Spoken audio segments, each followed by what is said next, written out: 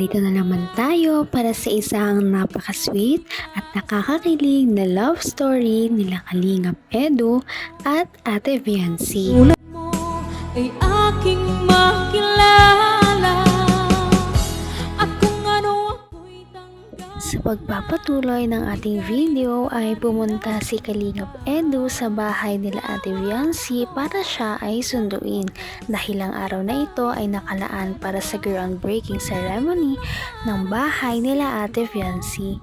Bago sila umalis ay hinantay muna nila na matapos makapag-prepare ang pamilya ni Viancy. Kaya naman habang naghihintay ay binigay ni Kalingap Edu ang kanyang surprise na bouquet ng crochet flowers para kay Ate Viancy, at pagkatapos naman noon ay nag-unbox sila ng mga gamit at sandamakmak na gown at dresses pala ang laman ng mga ito. Ang mga ito naman ay susuotin pala ni Ate Viancy sa nalalapit niyang 17th birthday party, at yan ang aabangan natin sa mga susunod na video. Ang nais ko lang Isipin ka lang natin 18th birthday ka. Di ba? Alam ko, gusto kong yung mga ganyan. Para, alam mo na, hindi na ako maghintay ng matagal. At para masaya na ang lahat. Oo. Sa tapo ko, may yun. Nandun na lang. Oo. Light base. Sino kailangan light base? Ready pa dito. Kahit paglangoy.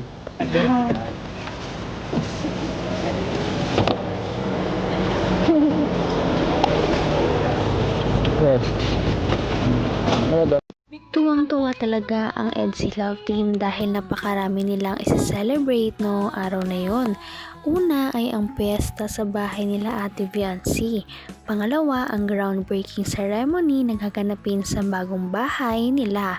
Pangatlo ay ito pala ang 7th monthsary ng EDSI Love Team. Kaya naman ito ay talagang nag-trending at napakaraming nanood ng vlog na ito. Hindi na rin bago na magbigay si Kalingap Edu ng mga gift para kay Ate Viancy. Ngunit ang mas nagpagulat sa iba ay ang pagbibigay ni Ate Viancy ng mga gift para kay Kalingap Edu.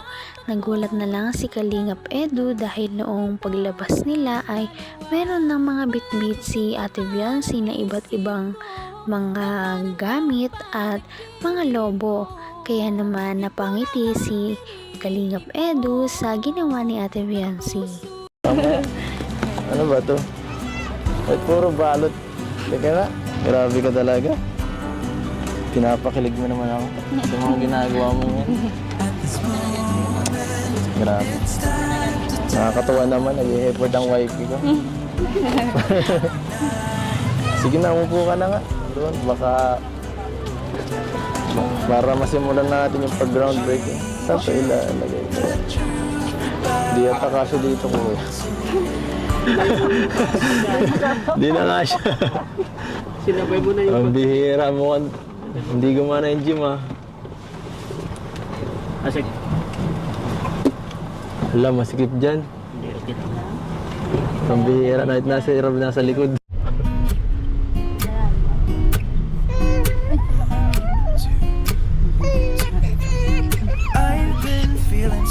Sa buong pagsasama nila bilang isang love team ay ni isang beses hindi talaga nagkaroon ng gift si Ate Viancy para kay Kalingap Edu. Laging si Kalingap Edu lamang ang may daladalang mga gift, flowers at iba pang mga binibigay na gamit para kay Viancy. Kaya naman hindi talaga ito inaasahan ni Kalingap Edu. Siguro ay napamahal na rin si Viancy kay Kalingap Edu, kaya ngayon ay nagbibigay na siya ng gift na siya namang nagpasaya sa binata at sa kanilang mga supporters. Parang nagkakaroon na talaga ng level up ang kanilang love team at ang kanilang relationship. Ngunit dahil sa kanilang pagmamadali ay tinabi muna nila ito at mamaya na nila babalikan dahil pumunta muna sila sa pinakahinihintay na groundbreaking ceremony ng buong Kalingap team at ng buong pamilya ni Ate Fiancy. Tayo po'y manalangin at pasalamatan natin ng Diyos. Mabiyaya at mapagpalang Diyos na nakatungay sa aming kalagit. Kay Kalingap Rab. Para sa opening remarks, si Val Santos Matubang. Okay, ayan. So,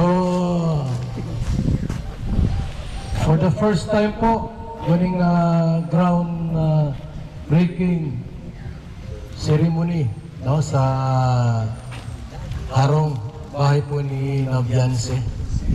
Napakalaking blessing po, no? Ano naman yan? Ay, hindi! Ba't nahuli?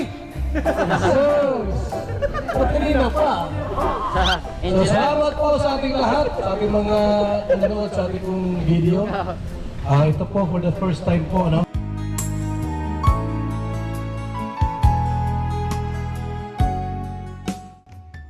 Bilang pasimula sa groundbreaking ceremony ay unang nagsalita si Kalingap Val Santos Matubang na siyang ama ng Kalingap dahil kung wala ang taong ito ay wala talagang mag-i-exist ng Kalingap team. Kaya naman siya muna ang unang nagsalita sa first ever groundbreaking ceremony ng Kalingap. Ito ang first na ginanap na groundbreaking ceremony sa kanilang team, kaya naman lahat ay tuwang-tuwa, maging si Kalingap Val Santos Matubang. Kaya naman ito ang kanyang message para kay Fiancy at sa buong Kalingap team na nandoon. Bubuksan ngayon ang ating programa at nandito po ngayon ang buong pwersa ng Team Kalingap, ang E-Boys, ang Maganda po yung pagkagawa, safe. Kasi importante din po talaga yung may pag-pray bago siya magawa. Siyempre, pagkatapos, bago tirhan. Yan. So kasama natin mga karpintero, dyan sina Super Mac, Super Andoy. Ano? Ayan. Kaya yun mga Kalingap. Thank you so much po sa EDC Global Supporters. Sila naman po ang sponsor ng mga gamit natin ngayon at pati na rin siyempre pagkain. Ayan. So first time po ito sa history ng Kalingap. Sana masundan pa, especially mga ganitong big project. Kasi sa tingin ko magkakaroon ng groundbreaking pag may mga ganitong big project kasi marami pong sponsor kasi marami pong nagtulong sa atin at ang plano. At syempre naman, pangalawa kay Kalingap Val Santos Matubang ay si Kalingap Rab na siya namang talagang sumusuporta sa ating mga Kalingap Angels at K-Boys. Talaga namang kung wala si Kalingap Rab ay hindi ganito karaming mga blessings ang darating sa mga taong ito sa kanilang mga buhay.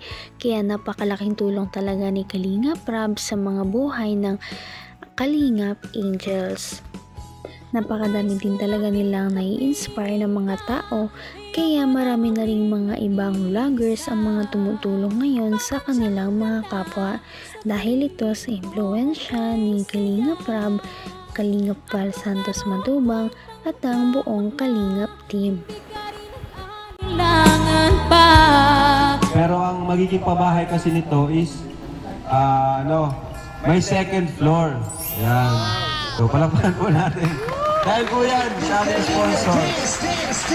So nasa akin na rin yung budget.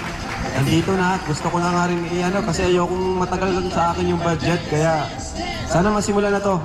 Kaya ngayon, masisimulan na rin po. Okay? Bago natin tawagin si Fiancy, gusto natin kausapin syempre yung mga tutulong-tulong para magawa itong bahay. Para makausap natin kung ano nga ba yung magiging itsura, magiging visualize. Ayan. Si Engineer Macmac. Siyempre, nagtataka ang lahat, ang mga viewers natin, at lalo na rin yung mga nag-sponsor. Ano nga ba yung nabivisualize, naiisip ninyong magiging kalalabasan ng bahay ni Fiancy? Sa akin po, Pagkatapos nga nito ay nagsalita ang engineer ng bahay nila Ate Viancy sa kung ano ba talaga ang plano at ang gagawin sa bahay nila para naman lahat tayo ay makakatuwon at alam kung ano ang mangyayari sa bahay nila Ate Viancy, particular na sa mga sponsors na gagastos dito.